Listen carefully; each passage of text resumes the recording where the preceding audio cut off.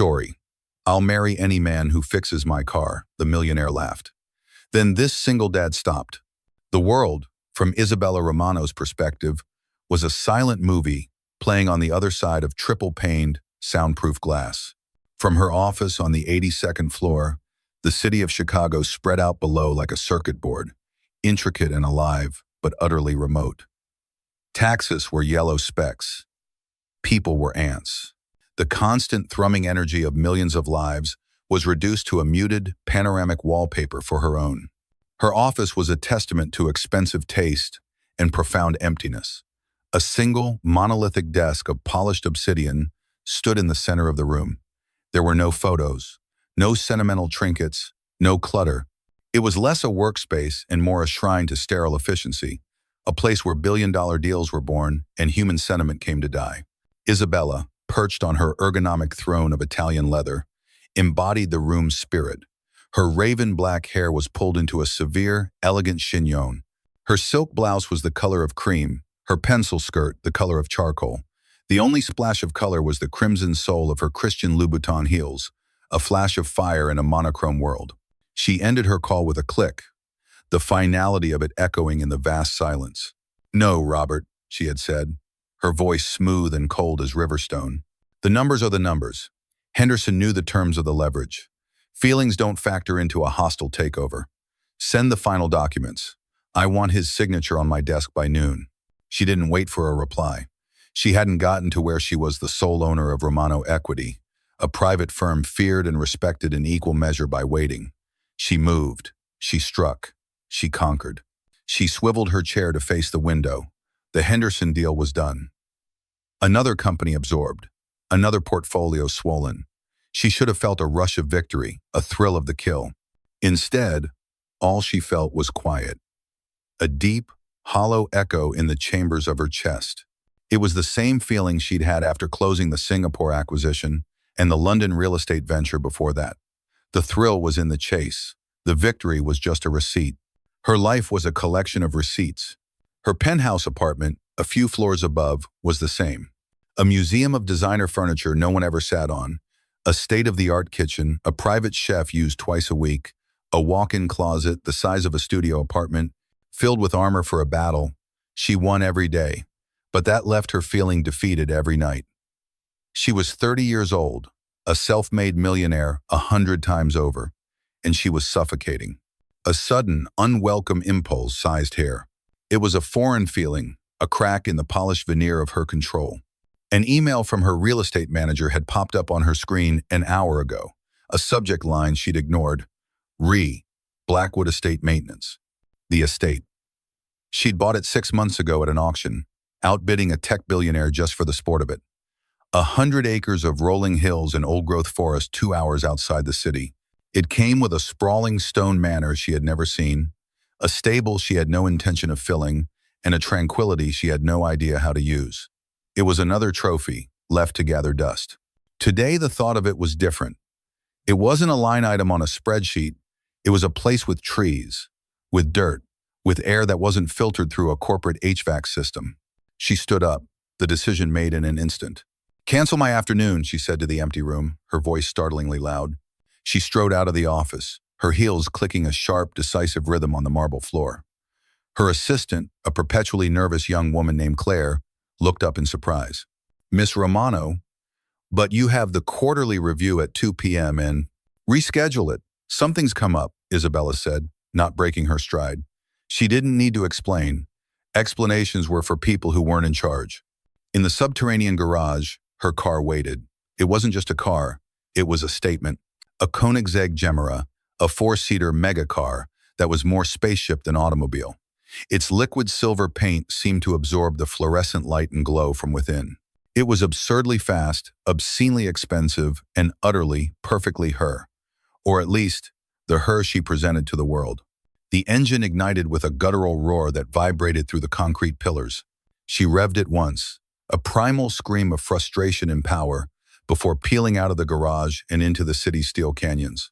The drive was a blur. She carved through traffic with aggressive, surgical precision. But as the skyscrapers fell away, replaced by the sprawling suburbs, and then finally the open green of the countryside, something in her began to unclench. She lowered the windows, and for the first time in years, she smelled the world. The scent of rain-soaked earth and freshly cut grass. It was a scent from a different life, a childhood memory she'd paved over with ambition.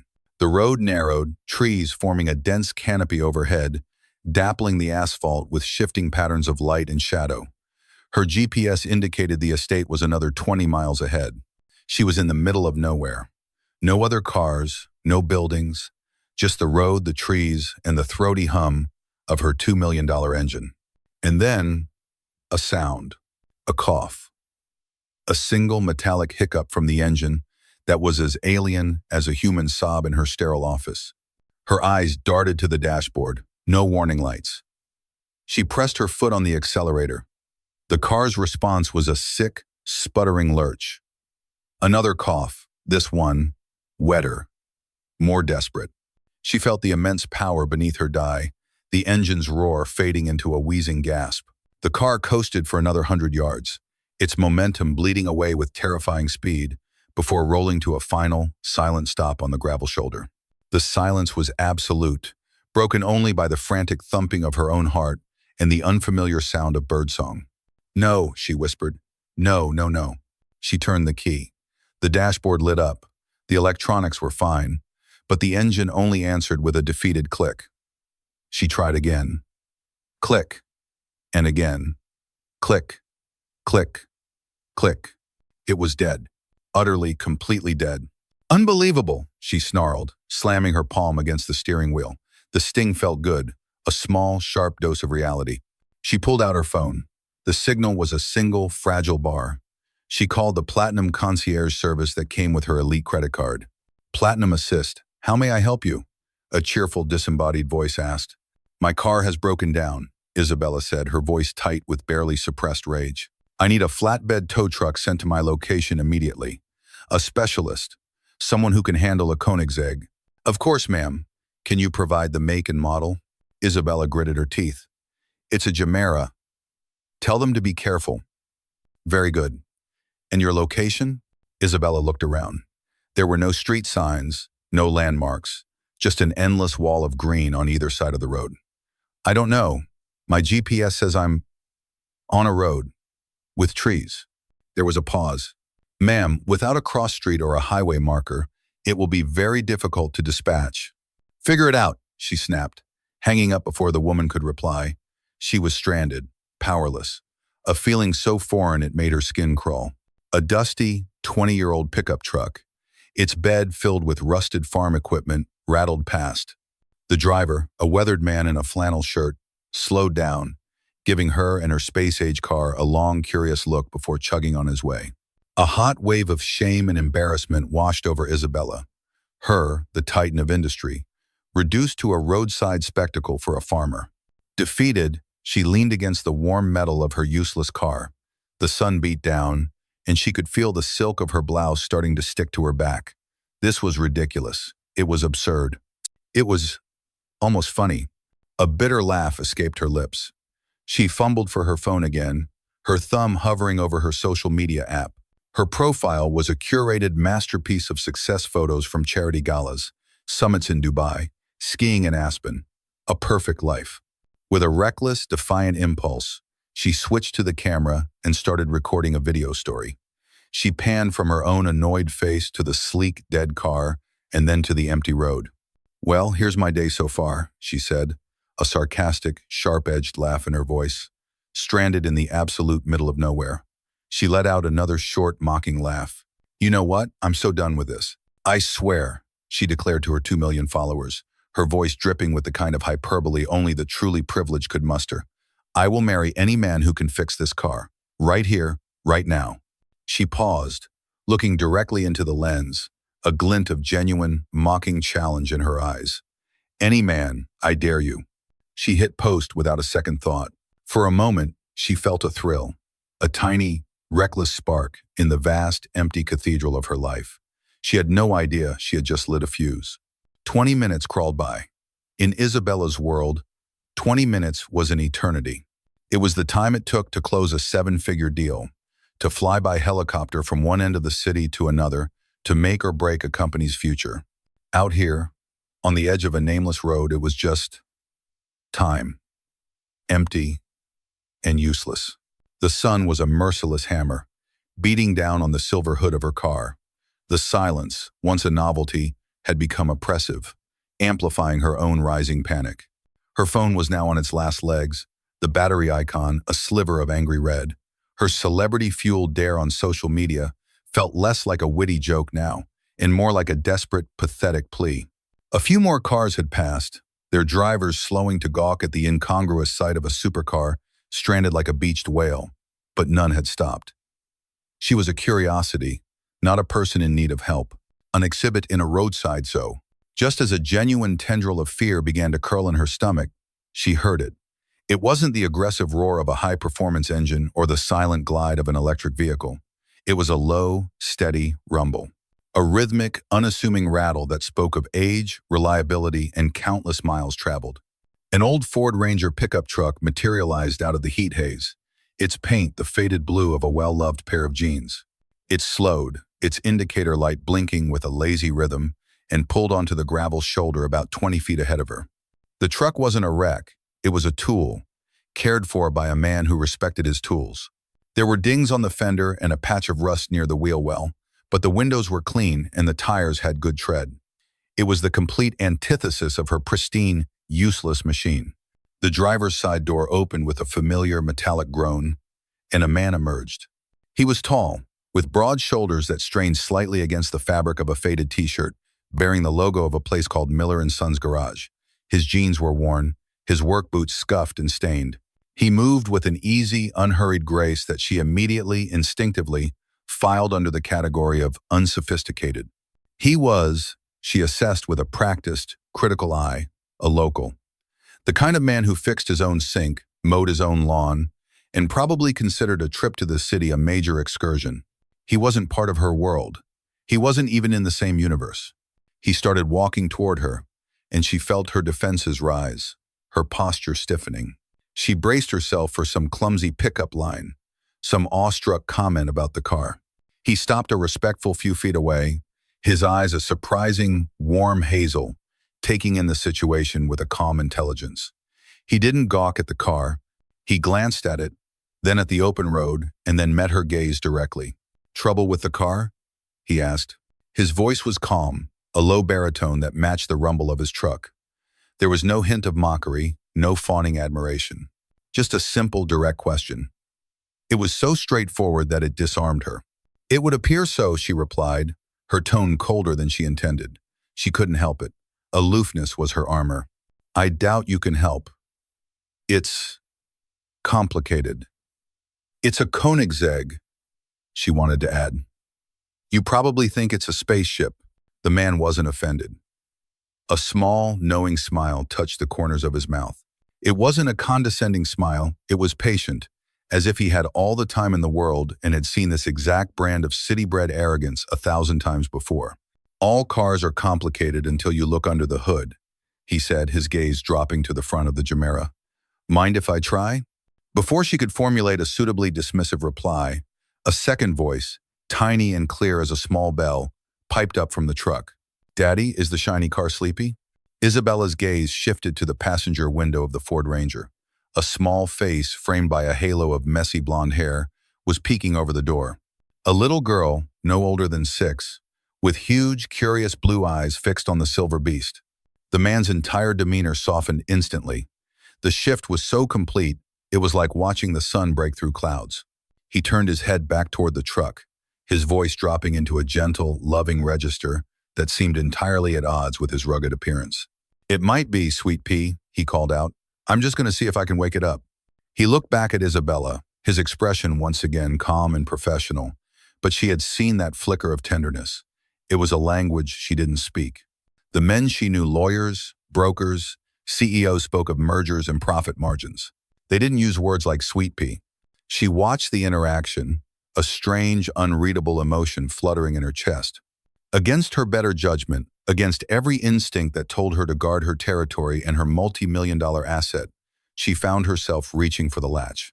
With a soft pneumatic hiss, she popped the hood. "Fine," she said, her voice clipped. It was a concession, and she hated making them. But don't touch anything expensive. The man's smile returned, this time with a hint of humor. On a car like this, I'm not sure that's possible, but I'll do my best. He gestured for her to lift the massive carbon fiber engine cover. She heaved it up, revealing the heart of the machine.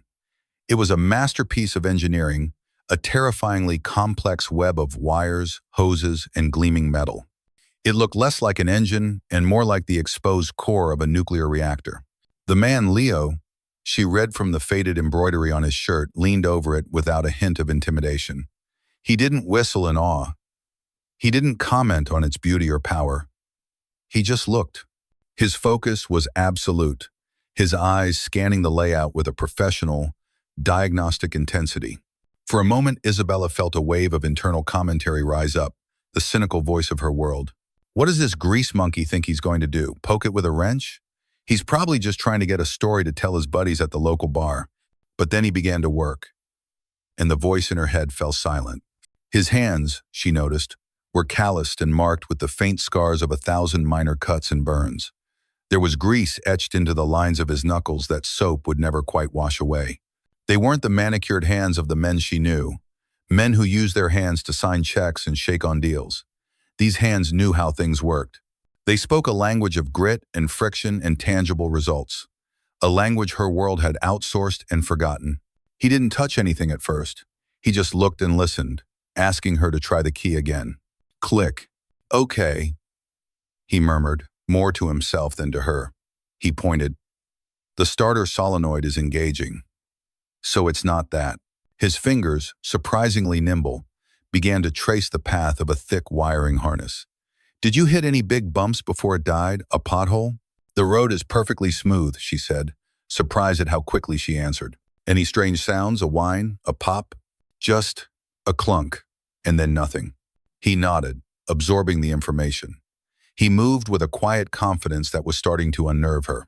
It was the same kind of authority she commanded in a boardroom, but its source was completely different. Hers came from wealth and position. His came from knowledge. Real, practical, undeniable knowledge. She was witnessing a quiet, unassuming mastery that her world of abstract numbers and theoretical value couldn't replicate. Her lawyers and brokers were brilliant, but if their cars broke down, they just called someone. This man was someone. He retrieved a small multimeter from his truck. While he was gone, the little girl, Lily, had managed to scramble down from the passenger seat. She stood by the truck's front tire, clutching a worn teddy bear, watching her father with an expression of complete faith. Leo returned and began methodically testing connections, his movements economical and precise. He was completely absorbed, a surgeon diagnosing a patient. Isabella found herself watching his hands, fascinated. She had spent her life evaluating assets, judging people based on their net worth, their connections, their utility to her. She had never once considered competence of this kind as a measure of a man's value. He grunted softly, his focus narrowed on a bundle of wires, tucked deep near the engine block. "There you are," he whispered. He glanced up at her. "I'm going to need to get my hand in here. It's a tight squeeze." Will it break anything?" she asked, and hated how small her voice sounded. He looked at her, and his hazel eyes were serious. "Ma'am, I promise I will treat your car with the same respect I treat my own." Coming from a man who drove a 20-year-old Ford Ranger, that statement should have been absurd. But looking at the focus in his eyes and the steady competence of his hands, she knew, with a certainty that shook her to her core, that it was the most reassuring promise she had heard in a very long time. She simply nodded, stepping back to give him space. Her role suddenly shifting from owner to observer, from queen to bystander. While Leo was absorbed in the intricate guts of the Chimera, his arm wedged deep within the engine bay, Isabella became aware of a small presence at her side. She looked down to see the little girl, Lily, standing a few feet away, her expression one of solemn purpose. She was no longer watching her father. Her full, undivided attention was on Isabella. In one hand, she clutched her well-loved teddy bear by its ear. In the other, she held a half-eaten bag of animal crackers. Isabella tensed. She was not accustomed to children. In her world, they were small, loud, unpredictable variables, best observed from a safe distance, preferably in the care of a well-paid nanny. She offered a tight, uncertain smile, a facial expression she usually reserved for uninspiring junior associates. Lily took a hesitant step closer, her big blue eyes scanning Isabella's expensive pantsuit and stiletto heels, as if trying to solve a puzzle. Then, with the gravity of a diplomat presenting a peace treaty, she extended the bag. "Do you want a cracker?" she asked, her voice soft but clear. She carefully poked a finger into the bag and rooted around. "The lion is the best one." Isabella froze. The words were so simple, so uncalculated, that her brain struggled to process them. An offer. A gift, freely given, with no expectation of reciprocity. It had been years, perhaps a decade, since anyone had offered her something without an implicit invoice attached. Business partners offered compliments before asking for concessions. Employees offered praise while angling for a raise. Men offered her dinner in the hopes of accessing her fortune or her influence. Everything was a transaction. But this was just a cracker. From a little girl who thought the lions were the best and wanted to share one. The gesture was so small it was monumental. It bypassed every wall she had built, every defense she had honed.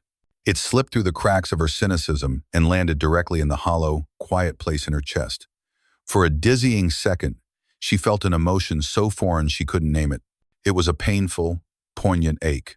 She looked from Lily's earnest face to the dirt on the ground. To accept would mean breaking the pristine image she maintained, kneeling on the ground in a $4,000 suit. To refuse would be to reject the first genuine act of kindness she'd been shown all day. Slowly, deliberately, Isabella bent her knees and lowered herself down, the sharp point of her stiletto digging precariously into the soft earth. She was now at eye level with the child. "Thank you," she said, and was shocked to hear the huskiness in her own voice. I like the lions too." A radiant smile erupted on Lily's face, transforming her from a solemn diplomat into a sunbeam.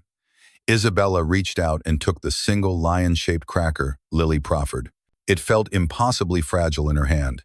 She watched as Lily, her mission accomplished, plopped down on a patch of grass and began organizing her remaining crackers into factions, the zebras versus the monkeys, her teddy bear acting as the impartial referee. Isabella remained kneeling for a long moment, the cracker resting in her palm. She looked at this tiny, uncomplicated scene of joy.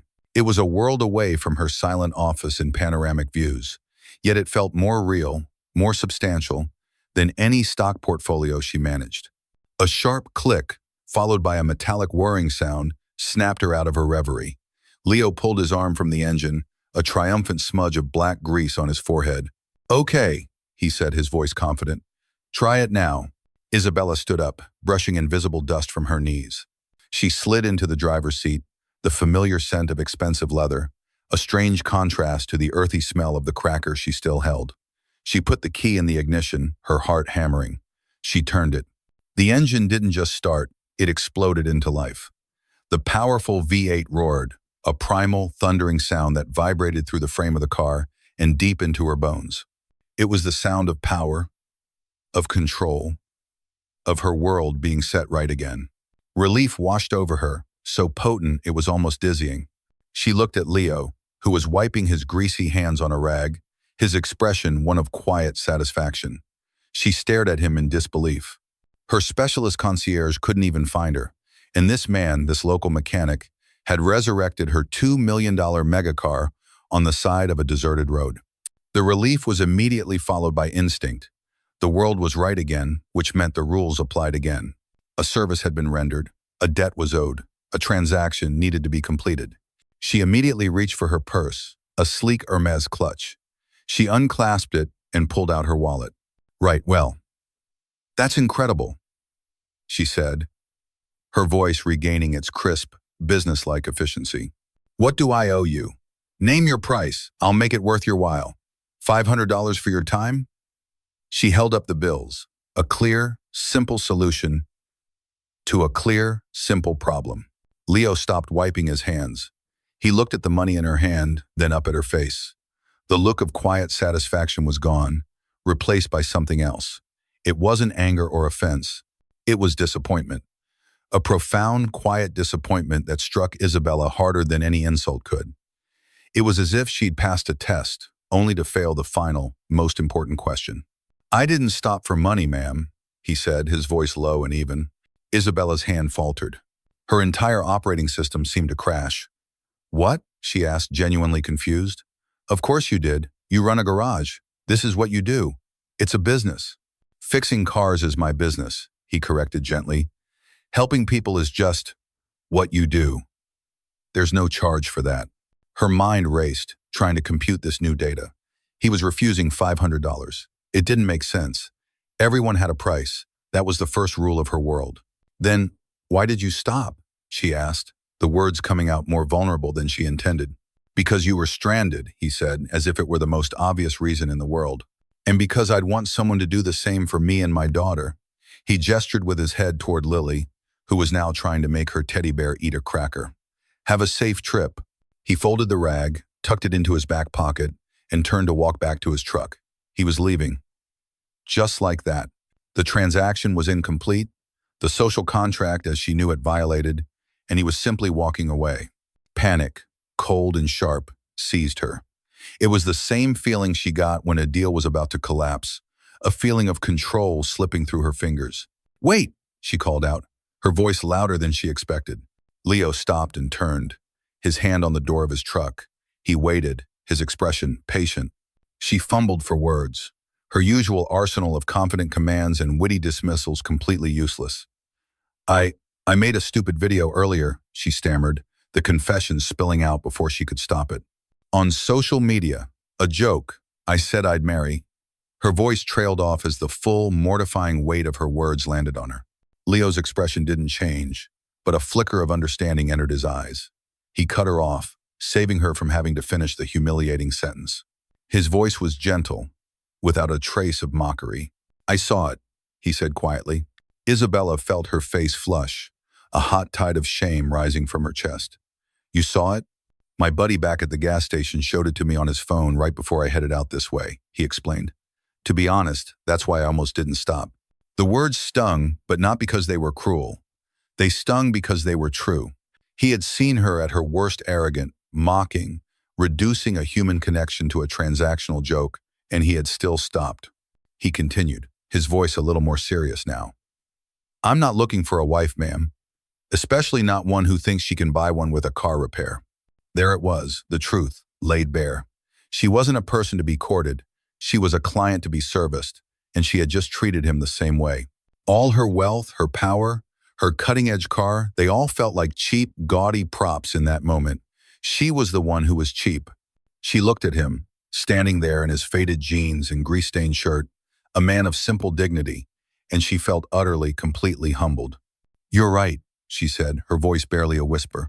She looked down at the $500 still clutched in her hand, then back at his face. That was arrogant and stupid. I'm sorry. It was the most genuine apology she had uttered in years. She took a deep breath, her mind racing. The rules of her world had failed her. Money was an insult. A joke about marriage was a humiliation. What was left? End of Lee. What did you offer a man who wanted nothing you owned? Then it hit her. You offered a piece of yourself, your time, a real connection. So if I can't pay you, she began, her voice steadier now, finding a new, unfamiliar footing. And I can't marry you. Can I at least buy you and your daughter dinner? As a real thank you. My treat. At that diner, back in town, no strings attached, just a thank you. She held her breath. It was the only currency she had left to offer. A simple, honest invitation. Leo looked at her for a long moment. He seemed to see past the designer suit and the repentant posture. He was looking for something else, for the sincerity behind the words. His gaze flickered to his daughter, who was now lying on her back, pointing out shapes in the clouds to her bear. A slow, real smile spread across his face, reaching his hazel eyes and crinkling the corners. It was a warm, forgiving smile that made Isabella's tense shoulders relax for the first time all day. My daughter does love their milkshakes, he said. Okay, ma'am, we'll follow you there. The drive to town was a surreal, 10-minute procession. Isabella, encased in the futuristic cockpit of her Koenigsegg, followed the rattling blue Ford Ranger as if tethered to it by an invisible string.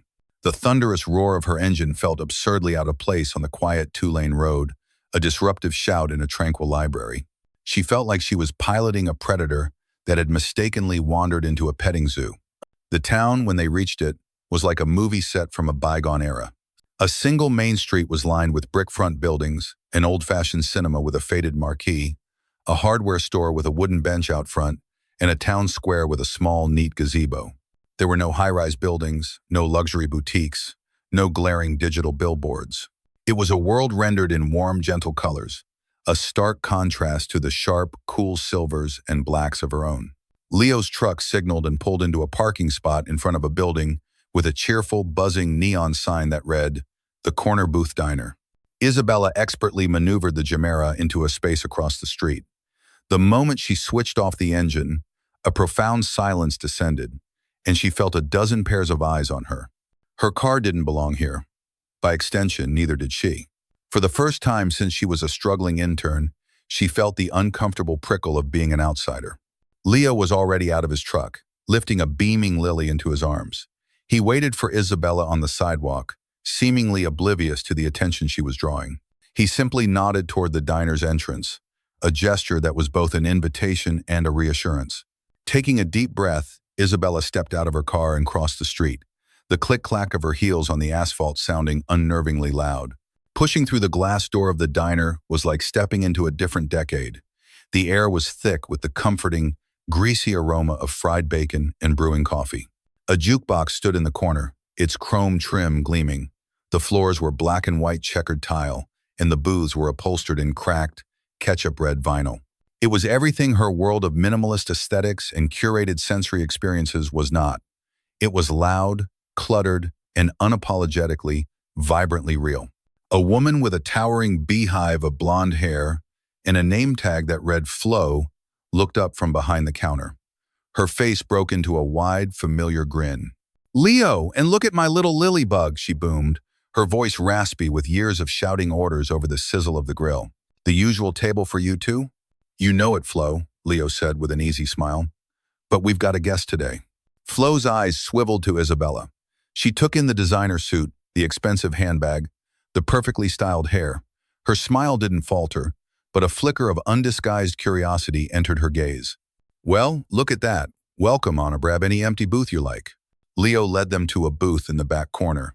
The table had a faint, sticky residue, and the menu was a laminated card with pictures of pancakes that were just a little too yellow.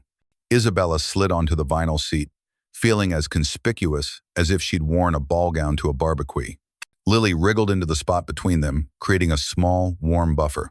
"I want a chocolate milkshake with 2 cherries, she announced to the table at large. "Of course you do," Leo chuckled, ruffling her hair. Flo arrived with 3 glasses of water and a set of crayons for Lily. "What can I get for you folks to start?" Flo asked, her pen poised over her notepad. "A chocolate milkshake with 2 cherries for the boss here," Leo said. "And I'll just have a coffee, ma'am?" All eyes were on Isabella. She scanned the menu, her mind trying to process options like sloppy joe and tuna melt.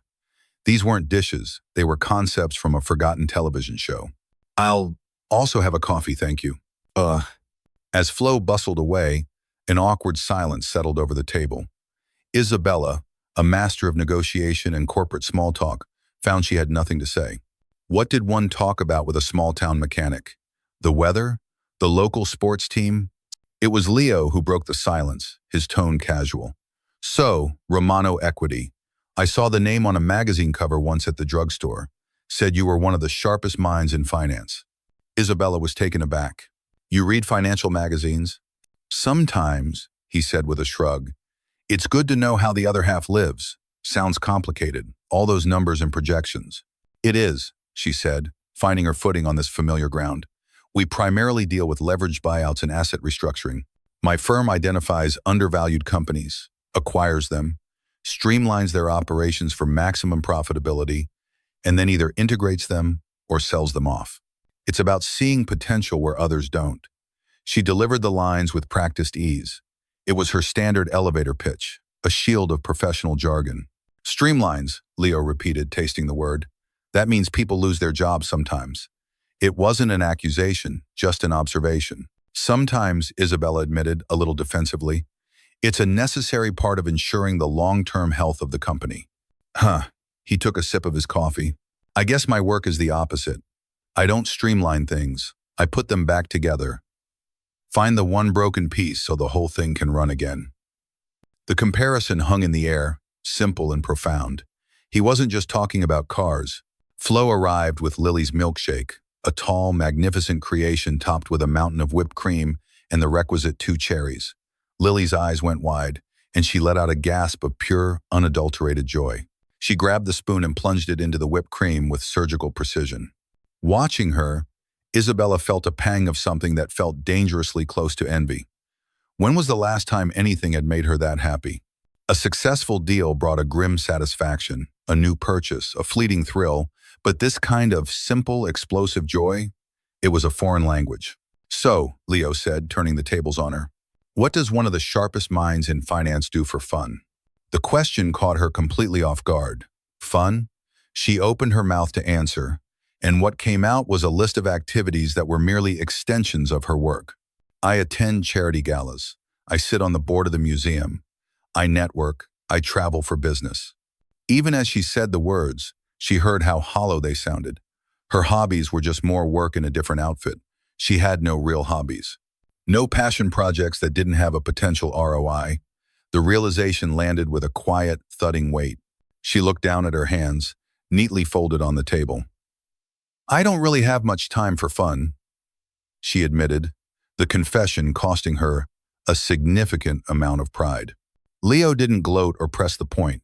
He just nodded, his expression softening with a surprising empathy. He seemed to understand that her life, for all its glittering success, was a cage.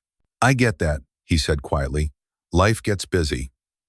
He paused, watching Lily carefully sipping her milkshake, a chocolate mustache forming on her upper lip. After my wife passed, everything was about just keeping things running, getting Lily to school, putting food on the table, fixing enough cars to pay the bills. There wasn't much room for anything else. Isabella's head snapped up. Wife? The word hung in the air, instantly reframing the man before her. He wasn't just a single dad. He was a widower. I'm so sorry, she said, her voice sincere. I didn't know. It's okay. It was a few years ago, he said, his gaze distant for a moment. Her name was Sarah. She was a kindergarten teacher. He smiled a sad, fond smile. She would have loved this. You in your fancy suit in Flo's diner. She always said the world's most interesting stories happen in places like this, not in fancy boardrooms. Ember too. He looked at Isabella, and his eyes were clear, holding no self-pity, only a deep, settled truth. She was the one who taught me what was important. She didn't care about money or fancy things. Her whole life was about finding the joy in the small stuff. A good book, a perfect sunset, a student finally learning to read. He glanced at his daughter, his expression filled with a fierce, protective love. That's what I try to give Lily. Not stuff, but a life full of little bits of joy. That's what makes a person rich, I think. Isabella sat in silence, the bustling noise of the diner fading into the background. His confession was a gift, an intimate glimpse into the architecture of his soul. It explained everything. His kindness on the road, his rejection of her money, his patient dignity. He wasn't a simple man. He was a man who had consciously chosen a simple life, a life built on a foundation of love and loss. She thought of her sterile apartment, her closet full of unworn clothes, her calendar full of obligations that brought her no joy. She had spent her entire adult life accumulating wealth, only to realize she was utterly impoverished in the ways that truly mattered. She looked at Leo, really looked at him for the first time. She didn't see a grease-stained mechanic anymore. She saw a man of incredible strength, a man who had faced the worst life could throw at him and had chosen not to become bitter, but to become better. He was a man who knew the language of milkshakes and sunsets, a language she was only just beginning to realize she desperately wanted to learn. When they finally left the diner, after she insisted on paying the laughably small bill, the air outside felt different. The setting sun painted the clouds in hues of orange and pink. It was, she realized with a start, a perfect sunset. And for the first time in a very long time, she was actually seeing it. The days that followed the diner encounter were unsettling for Isabella. The quiet hum of Leo's world had infiltrated the sterile silence of her own. The memory of Lily's chocolate-smeared smile was a splash of vibrant, messy color in her monochrome life. She found herself sitting in board meetings, staring at spreadsheets projecting 5-year growth, while her mind drifted to a cracked, red vinyl booth and the taste of diner coffee. She had returned to Chicago, but a part of her had remained on that quiet Main Street. She felt a pull, a persistent curiosity that she couldn't rationalize away. It was an inefficient, illogical, and entirely unprofessional emotion. And it fascinated her. Driven by this new, unfamiliar impulse, she did something she hadn't done in years. She cleared her weekend schedule. She manufactured a crisis that only her junior vice president could handle in person in Geneva, delegated a mountain of paperwork, and found herself with 2 days of completely unstructured time. It felt both thrilling and terrifying. She called the number on the faded business card Leo had given her, not at her insistence, but after she'd asked for it 3 times. Miller and Son's Garage, his voice answered, the sound of an air wrench whining in the background. Leo, it's Isabella Romano. There was a brief pause, the whine of the wrench ceasing. Isabella, is the car okay? His first thought was practical, a problem to be solved. The car is fine, she said, a small smile playing on her lips. I was calling to repay the favor. I'm in Chicago. I thought perhaps you and Lily would like to come into the city for the day on Saturday. My treat. We could go to the zoo or a museum, whatever Lily would like. Another pause. She could almost hear the calculations whirring in his mind, not financial but logistical. The drive, the time away from the garage, the disruption. That's a very generous offer, he said slowly. Are you sure? It's a long drive for us. I'm sure, she said, her voice firm, slipping back into the comfortable cadence of getting what she wanted. I'll send a car service to pick you up. It'll be comfortable. No trouble at all. After a moment's hesitation, he agreed. The day started perfectly. The sleek, black town car she sent arrived in his small town, an alien vessel on a quiet street. Leo, dressed in a clean button-down shirt and his best jeans, looked handsome and slightly uncomfortable. Lily, however, was bouncing on the balls of her feet, her eyes wide with excitement, clutching the same teddy bear she'd had at the diner. Their first stop was the zoo, and Isabella watched, fascinated, as Leo navigated the world with his daughter. He didn't just look at the animals, he read every single plaque, explaining to Lily in simple terms why a tiger has stripes or how a giraffe's long neck works. He had an endless well of patience. When Lily grew tired, he lifted her onto his shoulders without a second thought. Isabella found herself simply observing, a silent partner in their small, self-contained unit. She bought them popcorn and lemonade, small gestures that felt surprisingly significant. For a few hours, surrounded by the cheerful chaos of other families, she felt something akin to peace. But old habits die hard. As the afternoon waned, Isabella's need to provide, to demonstrate her value in the only way she knew how, began to surface. There's one more stop I'd like to make, she announced, guiding them toward a different part of the city, a street lined with gleaming high-fashion storefronts. They stopped in front of a toy store. But it wasn't just any toy store. It was a multi-level emporium of childhood fantasy, a place where a single, handcrafted rocking horse could cost more than Leo's monthly mortgage payment. What is this place? Leo asked, his eyes wide as he took in the elaborate window display featuring life-sized animatronic fairies. A little something I thought Lily might enjoy, Isabella said with a confident smile. Inside, Lily's jaw dropped. It was sensory overload, a wonderland of lights, sounds, and more toys than she could possibly have imagined. Isabella, feeling a surge of power and beneficence, knelt down beside her. You see anything you like, Lily? She asked, her voice soft. You can have anything you want. And so it began. Lily, initially hesitant, pointed to a dollhouse the size of a microwave. Isabella nodded to a store clerk, who whisked it away to the front counter. Then came a remote-controlled car, a build-it-yourself volcano kit, and a plush dragon with shimmering, iridescent wings. With each choice, Isabella felt a growing sense of satisfaction. She was good at this. She was providing. She was making them happy. Leo stood back, a complicated, unreadable expression on his face. By the time they left, the back of the town car was filled with glossy bags and boxes. Lily was vibrating with an almost hysterical level of excitement, her arms full of new treasures.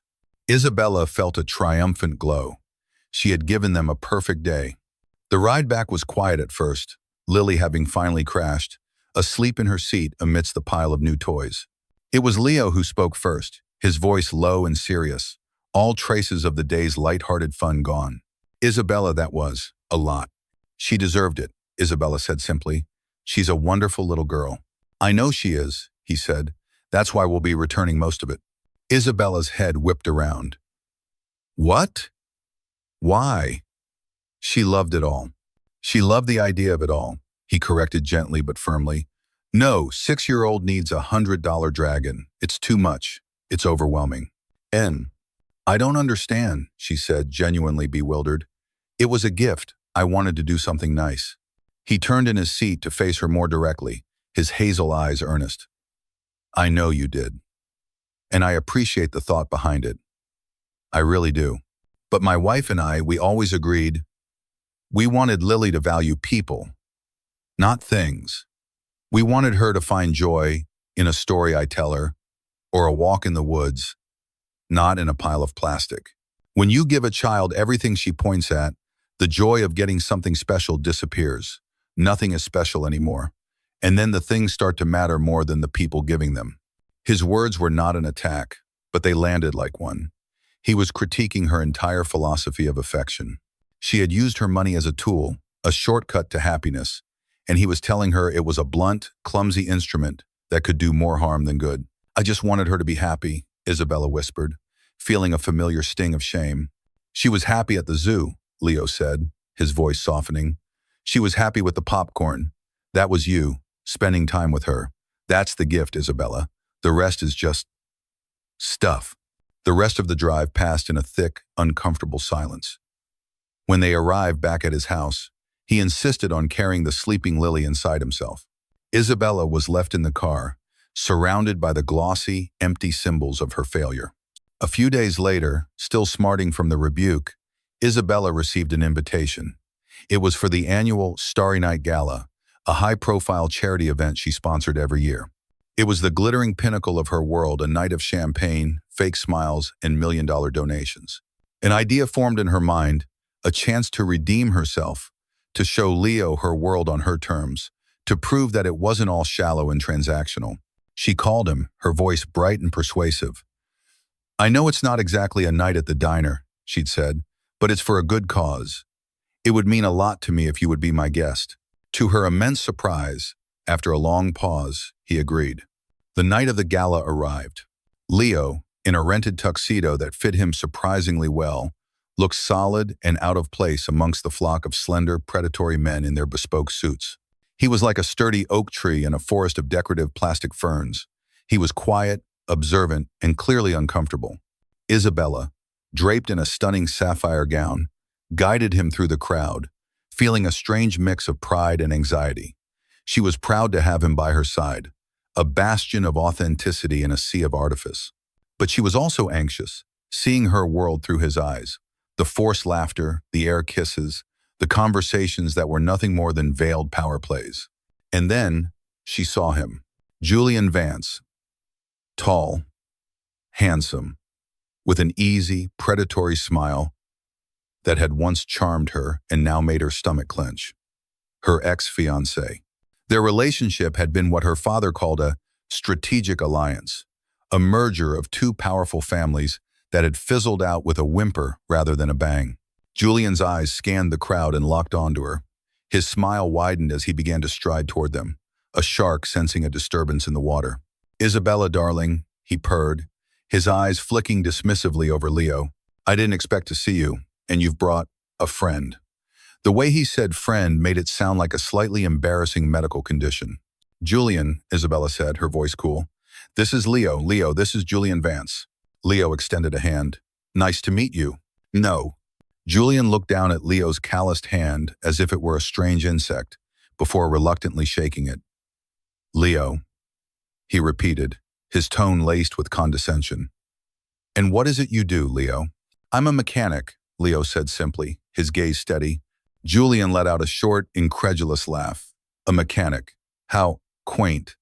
Bella, you always did have a penchant for your little charity projects. The insult was clear, a poisoned dart aimed directly at Leo. Isabella felt a hot surge of anger. But before she could retaliate, Leo spoke, his voice calm and even, cutting through the tension. That's one way to look at it, Leo said, meeting Julian's smug gaze without flinching. Another way is that I fix things that are broken. It's honest work. Not everyone can say that. The quiet dignity of his response silenced Julian for a moment. But the damage was done. The vast, cavernous gulf between their two worlds had been ripped wide open. Leo was a mechanic. Julian was a titan of finance. And Isabella was standing squarely in the middle, feeling the immense gravitational pull of the world she belonged to. A world that would never, ever understand a man like Leo. The seed of doubt had been planted, and she was terrified it would take root. The drive back from the city after the gala was suffocatingly quiet. Leo sat in the passenger seat of the town car Isabella had sent, his rented tuxedo jacket folded neatly on his lap. He looked out the window, the glittering city lights reflecting in his eyes, but his gaze was a million miles away. The encounter with Julian had acted like a chemical agent, crystallizing the invisible barrier between them into a solid, impenetrable wall.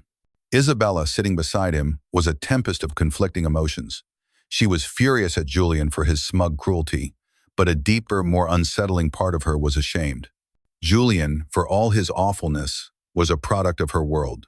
His condescending attitude was simply a more overt version of the snap judgments she herself had made when she'd first seen Leo's dusty pickup truck. She had brought Leo into her gilded cage, and it had snapped shut on him. "I'm sorry, Leo," she said, her voice barely a whisper in the quiet car. "About Julian. He's an arrogant fool."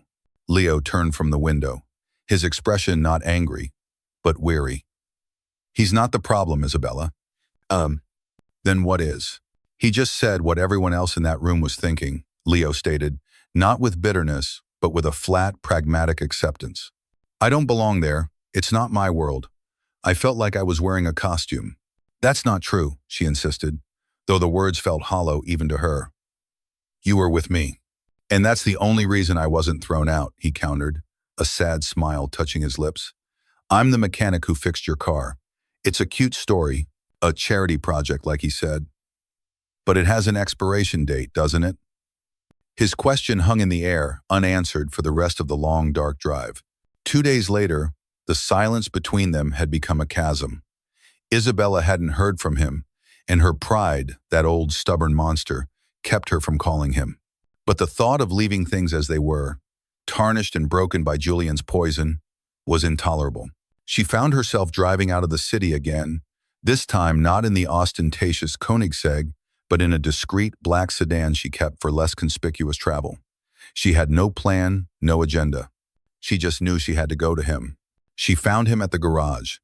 The sun was setting, casting long shadows across the concrete floor littered with tools and machinery. The air smelled of oil, gasoline, and hard work. It was the scent of his world, and for the first time, she found it comforting. He was standing over the open engine of a battered minivan, his back to her, a single work light illuminating his focused expression. He was so completely in his element, his movements so sure and capable, that the memory of him looking lost and uncomfortable in a tuxedo felt like a dream. This was the real Leo. She cleared her throat softly. "I hope I'm not interrupting." He looked up, startled. His eyes widened slightly in surprise when he saw her. He wiped his hands on an already filthy rag. "Isabella, what are you doing here?" I felt bad about how things ended the other night," she said, stepping further into the garage, her sensible flats making no sound on the oil-stained floor. "You were right. I put you in an impossible position, and I'm sorry." He leaned against the minivan, crossing his arms over his chest. He studied her for a long moment, his gaze searching. "Why are you really here?" The directness of the question disarmed her. The corporate platitudes and carefully constructed apologies she was used to wouldn't work here. He wanted the truth. "Because I hate that Julian got in your head," she admitted, her voice raw with a sincerity that surprised them both. "I hate that he made you feel like you were less than him. Because you're not. You're more of a man in your little finger than he is in his entire empty, entitled life." A flicker of something surprise, gratitude warmed his expression. He gestured with his head to a pair of dusty stools near a workbench. "Sit down." She sat, perching on the edge of the stool, feeling oddly like a client in a therapist's office. The garage was quiet now, the sounds of the workday faded, leaving only the hum of a soda machine in the corner and the distant chirping of crickets. "It wasn't just Julian," Leo said, his voice low and contemplative. He wasn't looking at her, but at his own hands, turning the greasy rag over and over. "That world, the money, the power, it scares me. Not because I'm impressed by it, but because of what it can do to people." He finally looked at her, his eyes holding a deep shadowed pain. "I told you about my wife, Sarah." Isabella nodded. "The kindergarten teacher." "Yeah," he said, a ghost of a smile on his lips. "She was the most grounded person I ever knew. We didn't have much. We bought this little house, fixed it up ourselves. We had Lily. Our life was small, and it was perfect. We had everything we needed." He paused, swallowing hard. The memory was clearly still a raw, open wound. When she got sick, it was fast. The doctors, the tests, the treatments, the bills started piling up. I worked double shifts. I sold my old project car. I did everything I could, but it was like trying to bail out the ocean with a bucket. We were drowning in debt. And for the first time in my life, I felt helpless. Because the one thing she needed, better care, more options, maybe a specialist in another state, was something only money could buy. And we didn't have it. He stared off into the shadows of the garage, his voice thick with a grief that time had dulled but not erased. "She never complained. Not once. She'd hold my hand and tell me that we had each other and Lily, and that was all that mattered. But I saw the fear in her eyes. And when she was gone, all I was left with was Lily, a mountain of debt, and this hollow feeling that if I just had more, if I'd just been more, maybe I could have saved her." Tears welled in his eyes, and he didn't bother to hide them. "So when I see your world," he said, his voice cracking, "a world where you can buy anything, fix any problem with a checkbook, it brings all that back, and it makes me terrified. Because I don't ever want Lily to believe that money is the answer. I don't want her to grow up thinking that a person's worth is measured by their bank account. I need to protect her from that. I need to protect myself from that." His confession laid him bare. It was the source of his fear, the ghost that haunted him. It wasn't about him feeling inferior. It was about him guarding the most precious thing in his life, the values his wife had instilled in him, the simple, joyful world he was trying to build for his daughter. Isabella felt her own throat tighten.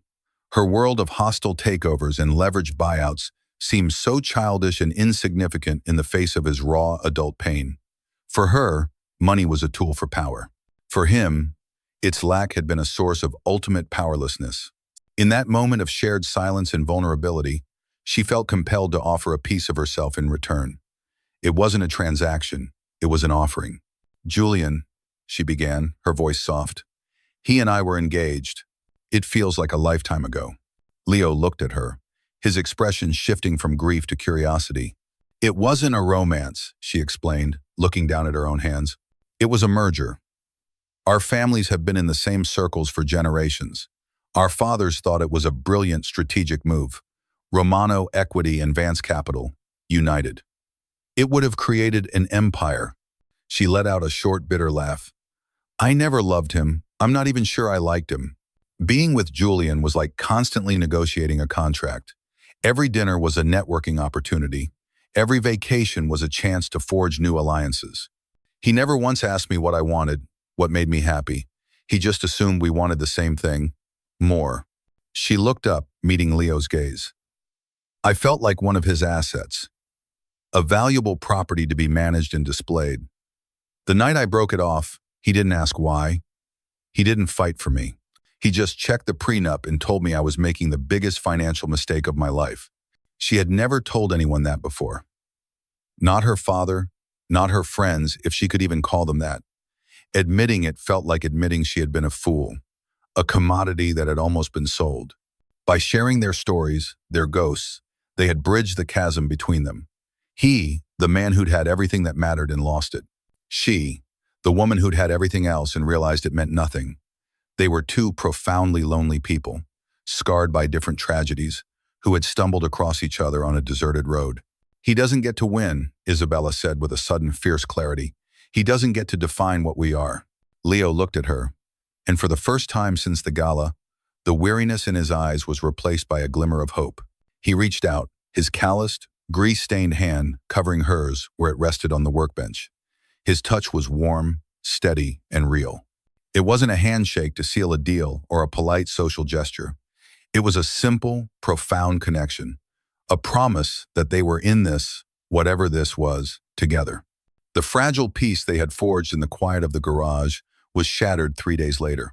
It arrived in the form of a low, guttural roar that was distinctly out of place on the quiet residential street where Leo lived.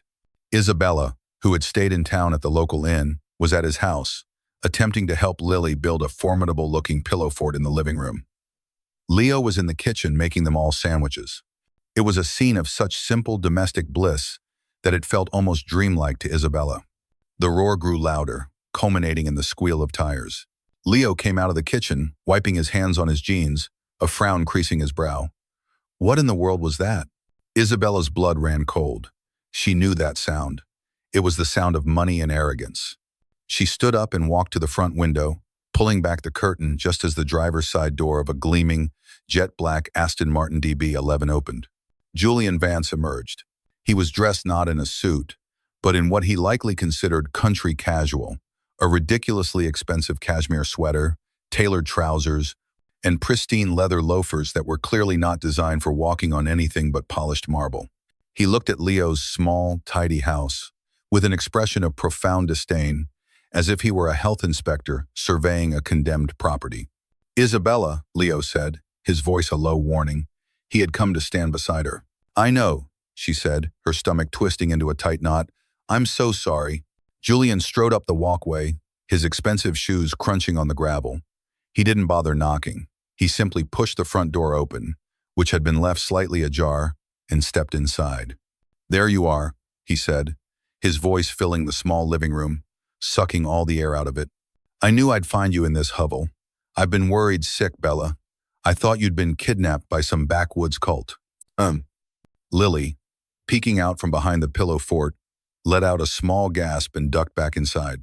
Get out, Julian, Isabella said, her voice shaking with a cold fury.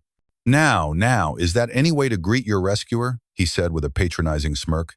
He ignored her and fixed his gaze on Leo. His eyes traveled from Leo's simple t-shirt and jeans down to his worn-out sneakers, a slow, insulting appraisal that was designed to diminish and humiliate. You, Julian said, his voice dripping with contempt. The mechanic. I have to admit, you have ambition. I never thought you'd be able to keep this charade going for so long. This is my home, Leo said, his voice dangerously calm. He took a protective step forward, placing himself between Julian and the pillow fort where Lily was hiding. And you are not welcome in it. I suggest you leave. Julian laughed, a short, ugly sound. Oh, I'm not here to talk to you. I'm here for her. He turned back to Isabella. This has gone on long enough, Bella. This little rustic adventure of yours. It's over. It's time to come back to reality. Hi, Bud. Hi, Bud. This is my reality, Isabella shot back. Don't be absurd, he scoffed. Your reality is a boardroom, not a barnyard. Your reality is closing billion-dollar deals, not playing house with him. He took a step closer to Leo, invading his personal space.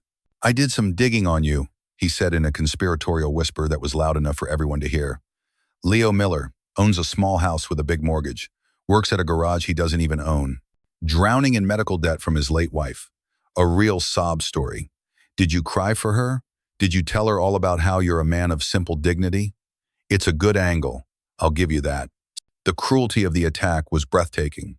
He had taken Leo's private pain, the story he had shared with Isabella in a moment of profound vulnerability, and twisted it into a cheap, manipulative tactic.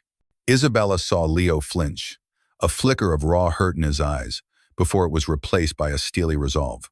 Before Leo could speak, Julian reached into the pocket of his sweater and pulled out a checkbook and a gold pen. He uncapped it with a flourish. So let's cut to the chase, Julian said, his voice all business now. What's your price? How much will it take for you to disappear? I'll write you a check right now. Enough to pay off your debts, fix up this shack, Send your kid to a fancy school. Just walk away and forget you ever met her. Consider it a severance package for services rendered. It was the ultimate insult. Julian was trying to buy him, to reduce his relationship with Isabella to a simple, sordid transaction. He was applying the rules of their world, that everything and everyone has a price to a man whose entire moral code was built on rejecting that very idea. Isabella felt a wave of nausea. This was her fault. She had brought this poison into his life. Leo didn't look at the checkbook. He looked directly into Julian's eyes. His voice, when he spoke, was quiet, but it carried the weight of absolute conviction. There isn't enough money in your entire world to buy what I have here, he said. Now get out of my house before I physically remove you. Julian seemed genuinely shocked that his offer had been refused. It was a scenario his worldview couldn't compute. His smug expression faltered for a second, replaced by a flash of genuine anger. Fine, he sneered. If you won't be reasonable, then we'll do this the hard way. He turned on his heel and strode out of the house, leaving a trail of toxic silence behind him. The next day, the war escalated. Julian, unable to win the private battle, decided to take it public. Isabella had persuaded Leo to have lunch with her at the corner booth diner, trying to reclaim some sense of normalcy. They were sitting in their usual booth, Lily happily coloring beside them, when Julian walked in. He didn't come alone. He was flanked by a younger man in a suit who was clutching a tablet and a woman with a severe haircut and a clipboard. They looked like a corporate raiding party, and the cheerful chatter of the diner immediately died down. Flo stopped mid-pour, a coffee pot hovering over a cup. Well, Julian announced, his voice booming in the small space. Look what we have here, a power lunch. He strode over to their table, his entourage stopping a few feet behind him. The entire diner was watching. Julian, stop this, Isabella hissed, her face pale. Stop what? I'm just visiting this charming little town of yours, he said, gesturing around the diner with a sweep of his hand. I'm thinking of investing. Redevelopment. This whole street could be leveled to make way for a luxury outlet mall. What do you think, Bella? We could be partners. He leaned down, placing his hands on their table, his face inches from Leo's. You see, this is what real power looks like, my friend. It's not about fixing a carburetor. It's about buying the whole damn town and turning it into whatever you want it to be. He turned his attention to the other patrons, who were staring, wide-eyed. This man, he said, pointing a finger at Leo, is a con artist. He's taking advantage of a woman who is clearly having some kind of emotional breakdown. He's a parasite, feeding off her good nature. A murmur went through the diner. Some people looked at Leo with confusion, others with dawning suspicion. He was one of them, but she was a millionaire. Julian's version of the story, as ugly as it was, made a certain kind of sense in a world that rarely saw such disparate lives intersect. Leo sat still, his jaw tight, his hands clenched into fists on his lap. He was absorbing the humiliation, trying to protect Lily from the ugliness by not reacting to it. But Isabella had had enough. The last vestiges of her old life, the fear of a scene, the concern for appearances were burned away by a white-hot protective rage. She stood up so abruptly that her chair scraped loudly against the floor. You are wrong, she said, her voice clear and strong, ringing through the silent diner. Every eye was now on her. Leo is not a con artist, she continued, looking not at Julian, but at the faces of the townspeople. Flo, the farmers in the nearby booths, the families she'd seen around town. He is the kindest, most decent man I have ever met. He stopped to help a stranger on the side of the road. He works hard, he loves his daughter, and he has more integrity in his little finger than this man, she shot a withering glare at Julian, has in his entire miserable life. Oh. She turned back to Julian, her eyes blazing. You talk about power? You know nothing about it. Your power is a weapon you use to hurt and intimidate people. His power is in his hands and in his heart. He builds things up, you just tear them down. He is not my charity project. He is my friend, and you will not stand there and insult him. She took a breath, her voice dropping but losing none of its intensity. So take your entourage and your empty threats and get out of this diner. Get out of this town, and get out of our lives. For a moment, there was complete silence. Then, from the counter, Flo started to applaud. Just a slow, deliberate clap. Then one of the farmers joined in, and another. Soon, the entire diner was filled with a smattering of applause, a quiet but firm statement of allegiance. They were choosing their own. They were choosing Leo. Julian's face was a mask of utter disbelief and fury. He had been publicly beaten, his money and influence rendered completely useless. He shot Isabella a look of pure hatred, turned on his heel, and stormed out of the diner, his entourage scrambling in his wake. Isabella sank back into her seat, her body trembling. She looked at Leo. His eyes were shining with an emotion she couldn't quite read. Shock, gratitude, and something that looked a lot like love. He reached across the table and took her hand, his grip firm and steady. In the midst of the wreckage Julian had tried to create, they had found something solid. They had chosen a side, and they had chosen each other. Julian's public humiliation at the diner was not the end. Isabella had foolishly hoped it might be, that he might finally retreat to his own world, licking his wounds. But she had underestimated the sheer, vindictive narcissism of the man she'd almost married. A man like Julian Vance doesn't accept defeat. He simply escalates the conflict until his opponent is utterly annihilated. His final move was not one of passion or desperation. It was a cold, calculated act of corporate warfare applied to human lives. It happened 2 days after the scene at the diner. Isabella and Leo were at the garage, trying to find their footing again after the public spectacle. The air was still thick with unspoken emotions. The town's support had been a balm, but Julian's attack had left deep, invisible wounds, exposing the fault lines in their fledgling relationship. Leo was quieter than usual, a thoughtful, worried expression clouding his face as he worked on a customer's transmission. He was worried, Isabella knew, not for himself, but for her and Lily, for the chaos she had unwittingly brought into their peaceful lives. The sleek, black Aston Martin pulled up to the garage with a soft crunch of gravel. This time, Julian was alone. He stepped out of the car, not with the theatrical anger of his previous visits, but with the chilling, serene confidence of a man who knows he has already won.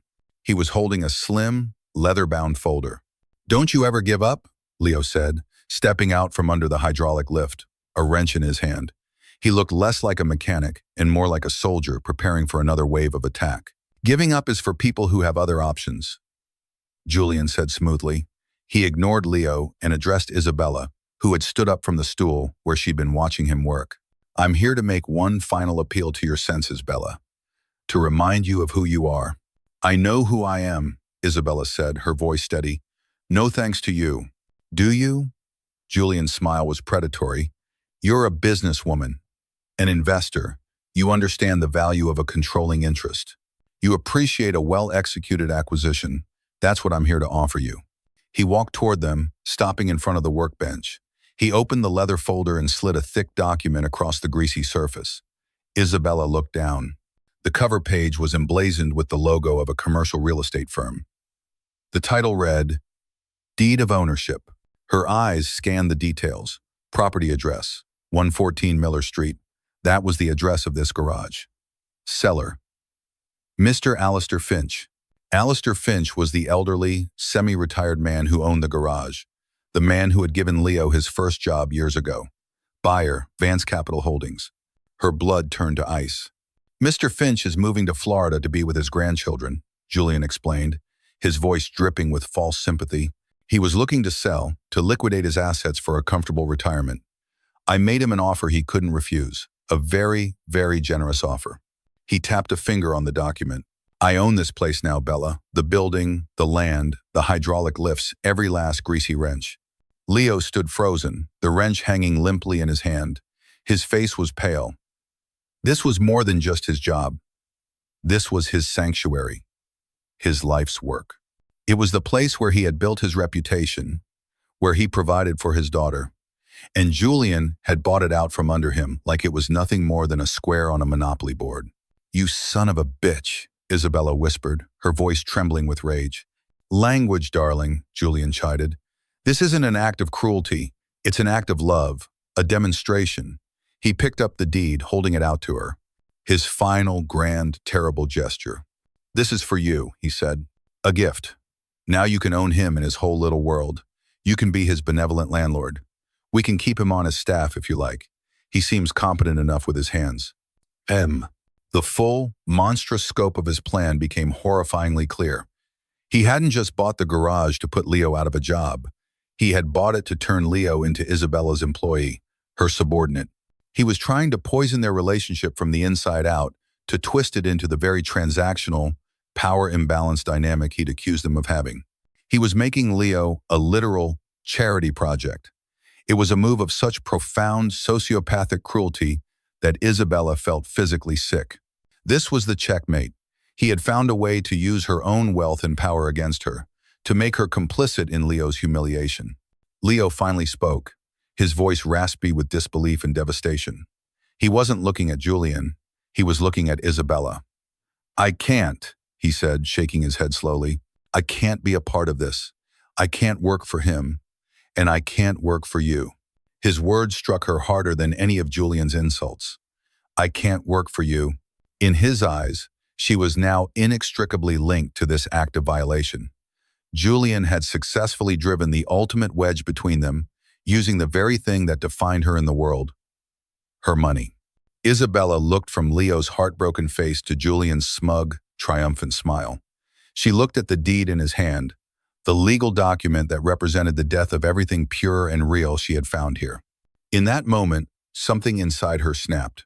It was the final, binding thread that connected her to her old life, her old values, her old self. It was the belief that power came from ownership, that victory came from acquisition. She had spent her entire life collecting things, companies, properties, cars, art, and all it had brought her was emptiness. Leo, who owned almost nothing, had offered her everything. A profound, crystal-clear calm washed over her. She knew exactly what she had to do. She took a step forward and gently took the leather folder from Julian's hand. He smiled, thinking he had won. She held the folder for a moment, feeling its weight. Then she turned, walked over to Leo, and held it out to him. "I believe this belongs to you," she said, her voice clear and unwavering. Leo stared at her, then at the folder, his expression a mask of confusion. "What are you doing?" "Julian is right about one thing," she said, turning back to face her ex-fiancé, whose smile was now beginning to falter. "I am a businesswoman, and the first rule of business is to know the value of an asset. And he," she said, gesturing to Leo, "is the most valuable asset in this room." She took a deep breath, feeling a sense of liberation that was more exhilarating than any billion-dollar deal. "You see, Julian," she said, her voice calm and pedagogical, as if explaining a complex theory to a simple-minded student. "Your entire world is built on a single, flawed premise. You think you can buy things, you buy loyalty, you buy power, you buy people, but you don't understand the difference between price and value. Leo fixes things. He fixes things that are broken. And I've finally realized that I would much rather be fixed than be bought." She walked back to Julian until she was standing directly in front of him, forcing him to meet her gaze. "So here is my final offer," she said, her voice dropping to an icy whisper. "You are going to execute a transfer of ownership of this property from Vance Capital to Miller & Sons Garage, effective immediately. You will do it for the grand sum of $1, which I will happily pay you. You will do this because if you don't, I will dedicate the next 50 years of my life and every single penny of my considerable fortune to dismantling your company, your reputation, and your life. I will wage a war of corporate attrition so savage it will make your head spin. I will short your stock, poach your clients, and expose every dirty little secret in your portfolio. And you know, better than anyone, that I will win." It was not a threat, it was a promise. It was a hostile takeover, launched not for profit, but for love. Julian's face went white. He knew her. He knew her ruthlessness, her intelligence, her tenacity. He knew she was not bluffing. He had tried to play her game, and he had forgotten that she was, and always would be, better at it than him. He looked from her implacable face to Leo, who was now staring at Isabella with an expression of stunned, dawning wonder. He was beaten, utterly and completely. Without another word, he snatched the folder from her hand, strode to the workbench, and pulled his gold pen from his pocket. His hands shaking with rage, he furiously began signing the transfer documents, his elegant signature a testament to his unconditional surrender. When he was done, he threw the pen on the table, shot Isabella a look of pure venom, and stormed out of the garage. The roar of his Aston Martin engine was the sound of a final, impotent retreat. Silence descended. Isabella's body was trembling, the adrenaline of the confrontation slowly beginning to fade. She looked at Leo. He was still staring at her, his eyes shining. He walked over to the workbench and looked down at the deed, now legally signed over to him. He was the owner of his own garage. He slowly looked up at Isabella, his expression a complex tapestry of shock, awe, and a deep, overwhelming gratitude. "You didn't have to do that," he said, his voice thick with emotion. "Yes," Isabella said, a real, genuine smile finally breaking through. "I did.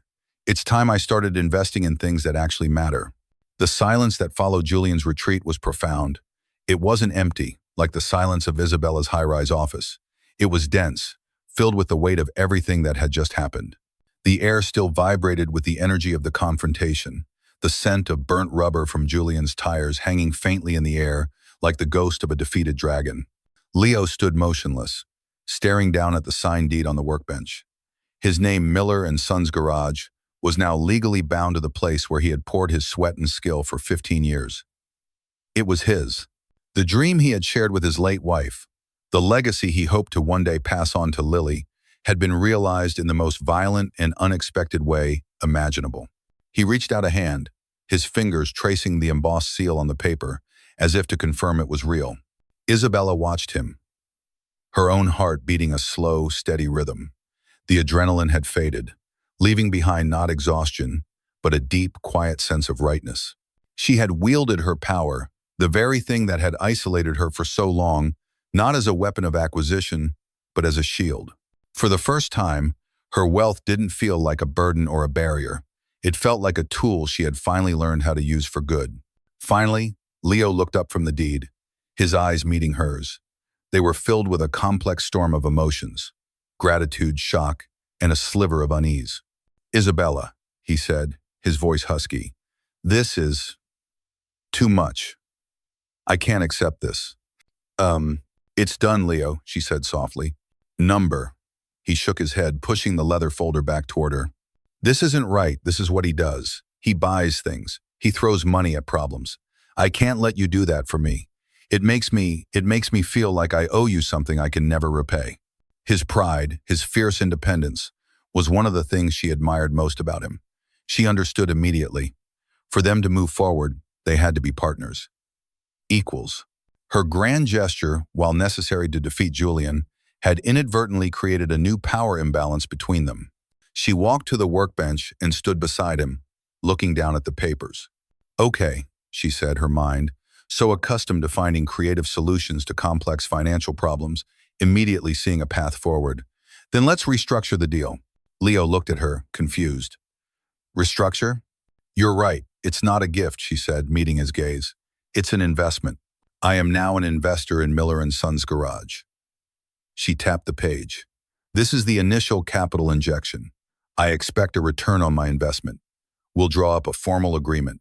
You can pay me back over time with a low interest rate. We can call it a business loan. You'll retain full operational control, of course, but I'll expect quarterly reports." A small, playful smile touched her lips. "I want to see your profit and loss statements." Leo stared at her, a slow smile spreading across his own face as he understood what she was doing. She wasn't just giving him a handout, she was giving him his dignity. She was inviting him to be her partner, speaking to him in a language that honored his work ethic and her expertise. She was turning a rescue into a collaboration. "Quarterly reports," he chuckled, the tension finally breaking. "You'll be lucky if I remember to file my taxes on time." "I'll help you with that," she said. "I'm good with numbers." "Okay, investor," he said, the word feeling right and comfortable. He slid the folder back to his side of the bench. "You've got a deal." That agreement, drafted on a sheet of notebook paper with a greasy pencil and signed by both of them in the quiet twilight of the garage, was more binding than any 100-page contract she had ever executed. It was the foundation of their new life. The days and weeks that followed were a montage of integration, a quiet, deliberate merging of their two disparate worlds. Isabella didn't rush back to Chicago. She checked out of the inn and, after a long, serious conversation with Leo, moved into the spare bedroom in his small house. It was a tiny room with floral wallpaper and a squeaky floorboard, and she loved it more than her sterile penthouse. She began to learn the rhythms of his life. She woke up to the smell of coffee and the sound of Lily chattering about her dreams. She learned that Leo was methodical in everything he did, from the way he organized his wrenches to the way he made Lily's school lunch, cutting the crusts off her sandwich every single time. She in turn began to apply her skills to his world. One evening, she sat at his small kitchen table, which was covered in a mountain of unsorted receipts and invoices. With the focus of a forensic accountant, she sorted, cataloged, and digitized his entire bookkeeping system. She created spreadsheets, tracked expenses, and identified areas where he was losing money. "Did you know," she said, looking up from her laptop, "that you're paying 20% more for your oil filters from this supplier than the market rate? If you switch to their competitor, you could save over $2,000 a year." Leo, who was sitting opposite her, cleaning a carburetor part, looked up in awe. "How did you do that?" "It's what I do," she said with a shrug. "I find inefficiencies." He just shook his head, a look of profound respect on his face. "I fix the engines, you fix the books." Her world began to bleed into his in other ways, too. One Saturday, she put on a pair of old jeans she'd bought at the town's general store and followed him into the garage. "Teach me," she said. "Teach you what?" "How to do an oil change." He laughed, but he taught her. He showed her where the drain plug was, how to use the wrench, how to avoid getting hot oil all over herself. A lesson she failed spectacularly. She got grease under her fingernails and a smudge on her nose, and she felt a sense of accomplishment that was more satisfying than closing the Henderson deal. She was learning the language of tangible things, of work that produced a real, physical result. Her biggest transformation, however, was her relationship with Lily. She started reading her bedtime stories, her voice, once trained to command boardrooms, softening to create different characters for princesses and dragons. She helped her with her homework. One sunny afternoon, they lay on the grass in the backyard, just as Lily had done on the side of the road, and pointed out shapes in the clouds. "That one looks like a castle," Lily said, pointing. "And that one," Isabella replied, pointing to a long, thin cloud, "looks like a quarterly earnings report trending upwards." Lily giggled. "You're funny." Isabella realized with a jolt that she was funny. She was happy. One afternoon, she sat on the front porch swing, a place that had become her favorite spot, and made a series of phone calls. They were calls that would have been unthinkable a few months ago. "Robert," she said to her second in command, "I want you to begin the process of liquidating my shares in the tech consortium. Yes, all of them. I'm reallocating my capital." The next call was to a high-end real estate agent. "Christine, it's Isabella. I'm selling the penthouse." "No, I'm not looking for another property. I'm downsizing." She was dismantling the gilded cage, piece by piece, selling off the assets that had defined her, not because she needed the money, but because she needed the freedom from them. Her life was no longer about acquisition. It was about curation. She was carefully choosing what to keep and what to let go of. That evening, Leo came and sat beside her on the swing as the sun began to set, painting the sky in fiery colors. He handed her a bottle of beer. "Big day at the office?" he asked, a teasing smile on his face. "You have no idea," she said, leaning her head on his shoulder. They sat in comfortable silence, watching the sky change, the squeak of the porch swing a gentle rhythm beneath them. "I was thinking," Leo said after a long while. "Miller and Son's garage. It's not really accurate anymore." "What do you mean?" "Well, my son isn't a son," he said, nodding toward the house where Lily was asleep. "And it's not just me anymore. It's us." He looked at her, his hazel eyes serious and full of warmth. "I was thinking of changing the sign to Miller and Romano. Has a nice ring to it, don't you think?" Tears sprang to Isabella's eyes. It wasn't a proposal of marriage, not yet. It was something more fundamental. It was a proposal of partnership. He was officially making a place for her, not just in his house or in his life, but in his legacy. He was putting her name right next to his. "Yes," she whispered, her voice thick.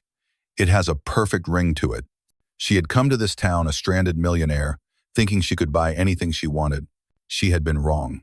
The best things in her new life, the smell of motor oil, the sound of a little girl's laughter, the quiet weight of a man's head on her shoulder were things she'd had to earn. They weren't bought with money, but with vulnerability, trust, and love. A year can change everything. A year ago, Isabella Romano's life was measured in stock tickers and financial quarters.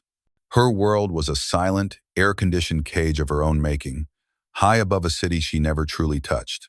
Now her world was measured in seasons. The brilliant, fiery autumn that saw the new Miller and Romano garages sign go up. The quiet, blanketed winter where she learned the simple joy of shoveling a driveway next to the man she loved. The vibrant, muddy spring where she helped Lily plant a small vegetable garden in the backyard. It was summer again, exactly 1 year to the day since her life had sputtered to a halt on a deserted country road. "I have an idea," Leo said that morning over breakfast, a mischievous glint in his eye. Lily was at a friend's house for a sleepover, leaving them in a state of rare, quiet solitude. "Let's take the day off. Go for a drive." "A drive?" Isabella asked, raising an eyebrow. "Where to?" "It's a surprise," he said, "but I think we should take the silver car." The silver car. That's what they called the Koenigsegg. It now spent most of its time under a custom cover in a newly built section of the garage. A gleaming, absurd trophy from a former life. They rarely drove it.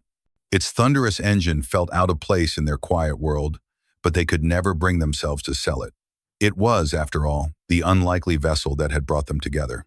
An hour later, they were on the open road. Isabella was behind the wheel this time, the immense power of the engine thrumming through her hands, but the feeling was different now. It was no longer a frantic escape from a life she hated, but a joyful journey toward a future she loved. Leo sat beside her, his hand resting comfortably on her knee, the landscape blurring past them in a wash of summer green. She didn't need a GPS. As they turned onto the familiar, tree-lined road, her heart began to beat a little faster. She knew exactly where he was taking her. She slowed the car and pulled over onto the gravel shoulder, stopping in the exact spot where her life had simultaneously broken down and begun. She switched off the engine, and the world was suddenly filled with the same sounds she remembered from that day. The chirping of birds, the gentle rustle of leaves in the breeze. They got out of the car and simply stood there for a moment, looking at the empty stretch of road. "It looks different," Isabella said quietly. "What do you mean?" Leo asked, slipping his arm around her waist. "I don't know." "Smaller," she mused. "That day, this road felt like the edge of the world, like I was completely and utterly alone. Now," she trailed off, leaning her head against his shoulder, "it just feels like a quiet road." They stood like that for a long time, watching as the afternoon sun began its slow descent, painting the sky in soft shades of orange and rose. The air was warm and smelled of honeysuckle. "I was broken too, you know," Leo said, his voice a low rumble against her ear. "Before I met you." Isabella turned to look at him, her expression questioning.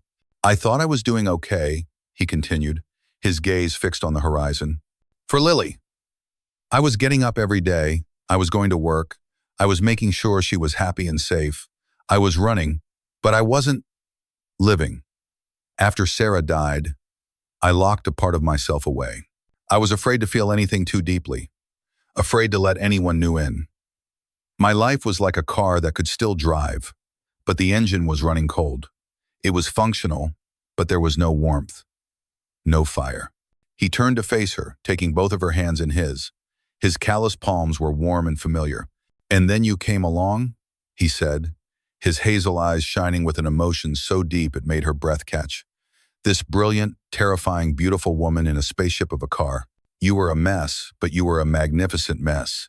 And you woke me up. You and Lily, you didn't just fix my business. You fixed my heart. You brought the fire back." He paused, and his expression grew serious, tender. Slowly, he lowered himself onto one knee on the gravel shoulder of the road. Isabella's hands flew to her mouth, a soft gasp escaping her lips. Tears instantly welled in her eyes, blurring the image of the man kneeling before her. He didn't pull out a velvet box with a giant diamond. That was Julian's language. Instead, from the pocket of his jeans, he produced a small, simple object. It was a single, perfect ball bearing, polished to a mirror shine. He held it in his palm for a moment, then opened his other hand to reveal a simple, elegant platinum ring. Set in the center was not a diamond, but a single, flawless sapphire, the exact color of Lily's eyes. "I know this isn't a boardroom, and there's no contract," he said, his voice thick with emotion. "But I want to make a deal with you, Isabella Romano. A merger. A lifelong partnership. He looked up at her, his love for her laid bare for her to see. I once joked that I'd marry the man who fixed my car, she whispered through her tears. I know, he said, his own eyes glistening. But I don't want to be the man who fixed your car. I want to be the man who gets to love you for the rest of your life. I want to build things with you and watch Lily grow up with you and sit on the porch swing with you when we're old and gray. I love you, Isabella. Will you marry me? She couldn't speak. She just nodded, tears streaming down her face, a laugh bubbling up through her sobs. Yes, she finally managed to say, her voice choked.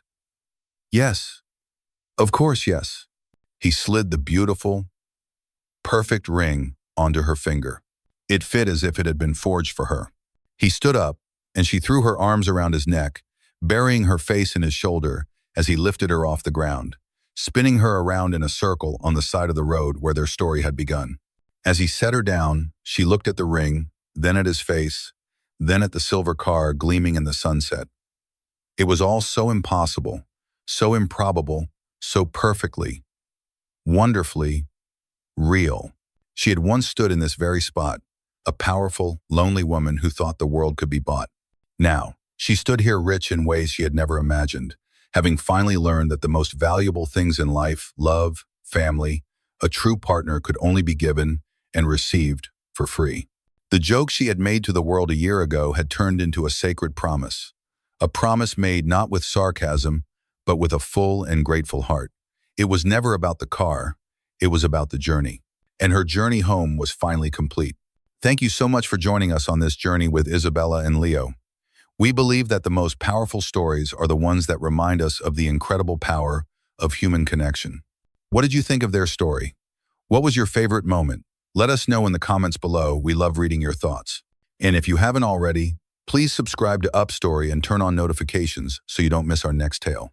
We are so grateful to have you as part of our community. Until next time.